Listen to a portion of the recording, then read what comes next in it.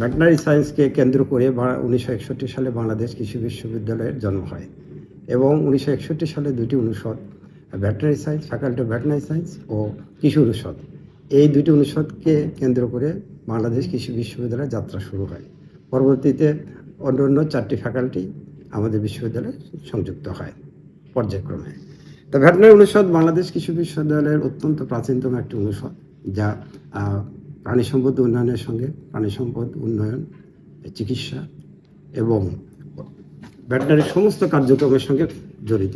এখানে ছাত্রছাত্রীরা শুধু বাংলাদেশ না, বিভিন্ন দেশ থেকে, মালয়েশিয়া, শ্রীলঙ্কা, নেপাল, মায়ানমার, ভুটান এবং আফ্রিকান বিভিন্ন কান্ট্রি থেকে গ্র্যাজুয়েটরা, ইভেন কি ইনক্লুডিং ইরান থেকে আসে এবং তারা এখানে পড়াশোনা করে, ভেটেনারি ডিগ্রি অর্জন করে। বর্তমান ভেটেনারি ডিগ্রি 5 বছর মেয়াদি। 5 বছর মেয়াদি ডিগ্রিতে আমাদের প্রায় 200 ছাত্রছাত্রী এই কোর্সে ভর্তি হয়।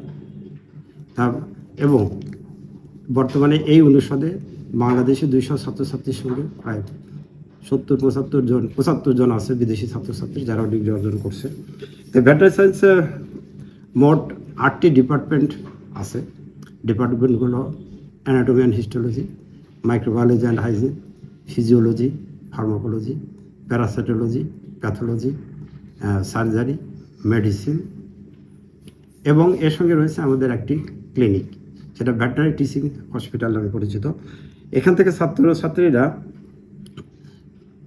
প্রাণী স্বাস্থ্য, উৎপাদন, তারপরে ফুড সেফটি, প্রাণীজ আমিষের সেফটি, সিকিউরিটি সম্পর্কে জ্ঞান লাভ করে, প্রায়োগিক জ্ঞান লাভ করে এবং তারা সরাসরি খামারি পর্যায়ে খামারিদের সঙ্গে ওতপ্রোতভাবে কাজ করে।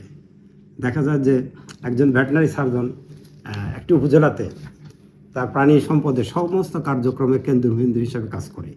তাকে একেধারে একজন ভেটেনারি সার্জন হিসাবে কাজ করতে হয়, একই সাথে খামারির বিভিন্ন বিষয়ের যে সমস্ত প্রশ্ন আছে, যত ধরনের সমস্যা তারা ফেস করে, এগুলো সমাধানের জন্য ভেটেনারি সার্জনকে কাজ করতে হয়। এবং এই ভেটেনারি সার্জন হওয়ার জন্য বাংলাদেশ কৃষি বিশ্ববিদ্যালয় থেকে 5 বছর মেয়াদী veterinary doctor of veterinary medicine degree অর্জন করে।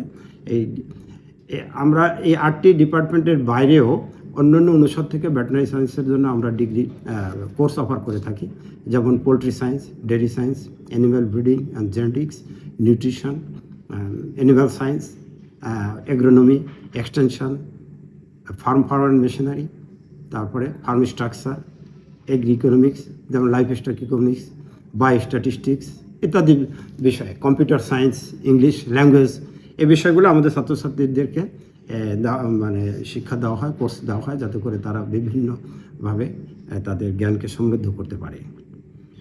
এক্সটেনশন এডুকেশনও একটা গুরুত্বপূর্ণ সাবজেক্ট, এটাও ভেটেনারি সায়েন্সের ছেলেমেয়েদেরকে দেওয়া হয়, কোর্স অফার করা হয়, বায়োকেমিস্ট্রি সহ।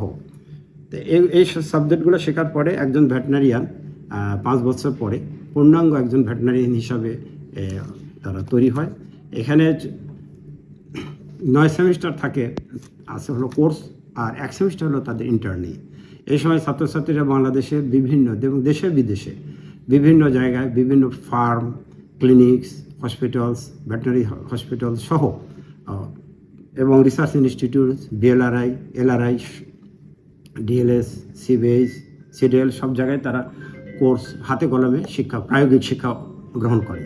ভেটেনারি অনুষদের 8টি বিভাগ থেকে এমএস এবং পিএইচডি ডিগ্রি প্রদান করা হয়। এই সমস্ত ডিগ্রি রিসার্চ বেস এবং ছাত্রছাত্রীরা অত্যন্ত উচ্চমানের গবেষণা করে এবং তারা থিসিস সমাপ্ত করার পরে 1.5 বছর মেয়াদী এমএস ডিগ্রি এবং 3 বছর, কমপক্ষে ন্যূনতম 3 বছর মেয়াদী পিএইচডি কোর্স সমাপ্ত করে তারা পিএইচডি ডিগ্রি অর্জন করে। এতে এমএস এবং পিএইচডির ক্ষেত্রে বাংলাদেশ কৃষি বিশ্ববিদ্যালয় ভেটেনারি অনুষদ একটি অগ্রগামী অনুষদ। এখান থেকে অনেক ছাত্রছাত্রীরা প্রায়োগিক যে জ্ঞান অর্জন করে তা দেশে এবং বিদেশে এবং বিভিন্ন প্রতিষ্ঠানে তারা এই কর্মকাণ্ড, তাদের এই জ্ঞান প্রয়োগ করে।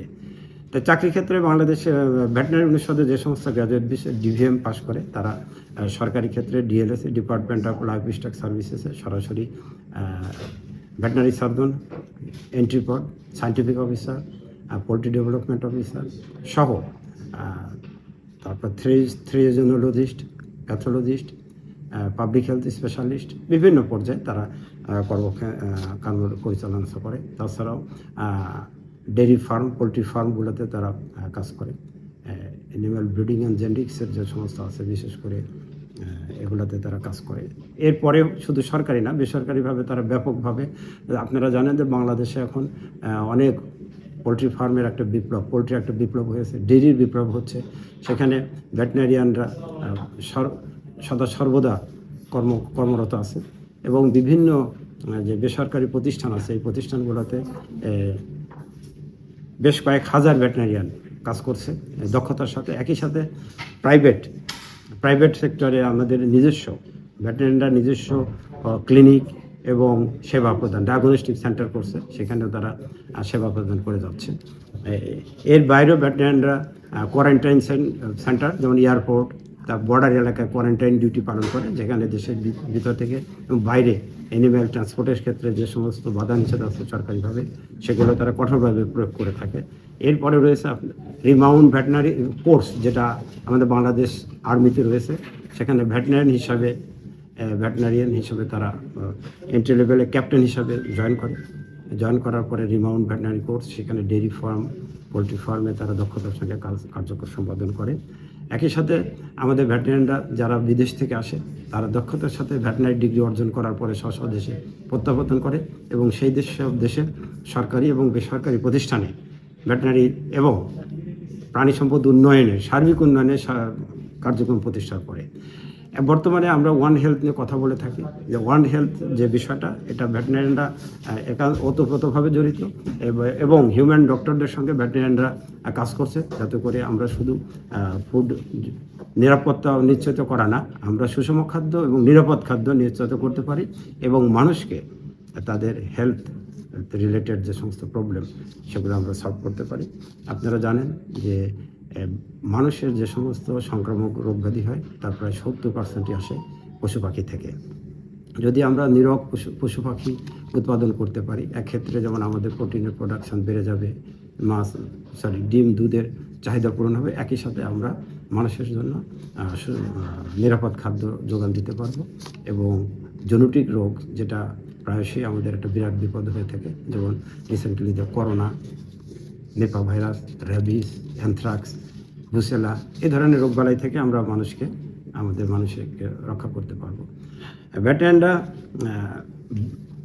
বিদেশ থেকে যে সমস্ত আমদানি করি আমরা পশু খাদ্য, সেগুলোকে যেমন পরীক্ষা নিরীক্ষা করে, একইভাবে বাংলাদেশ থেকে কোনো পশু খাদ্য বা কোনো কিছু যদি বিদেশে আমরা রপ্তানি করি, সেগুলো ভেটেরিনারিয়ান দ্বারা, বিশেষ করে চিফ ভেটেরিনারি অফিসার দ্বারা সার্টিফাইড হতে হবে। সার্টিফাইড ছাড়া অবশ্যই বিদেশে প্রেরণ করা যাবে না। এই রেগুলেটরি দায়িত্ব ভেটেরিনারিরা পালন করে থাকে। ভেটেরিনারি একটা অফিসিয়াল সার্ভিস এবং আমি মনে করি যে বাংলাদেশ এখন গবাদি পশুতে প্রায় স্বয়ংসম্পূর্ণ এবং পোলট্রি উৎপাদনে স্বয়ংসম্পূর্ণ, ডিম উৎপাদনে স্বয়ংসম্পূর্ণ। প্রায় আমরা দুধে হয়তো কিছুটা ঘাটতি আছে, আমরা আশা করছি যে ভেটেরিনারিরা তাদের কর্ম দ্বারা এবং এই আমাদের এই অর্জন, আমরা যাতে করে দুধ, ডিম, মাছ, মাংসের স্বয়ংসম্পূর্ণ হয়, সেদিকে তারা কাজ করছে এবং করবে। কি boss, vital match, tough opponent, tension? Come on bro, অপোনেন্টকে নিয়ে ভাবার সময় আছে।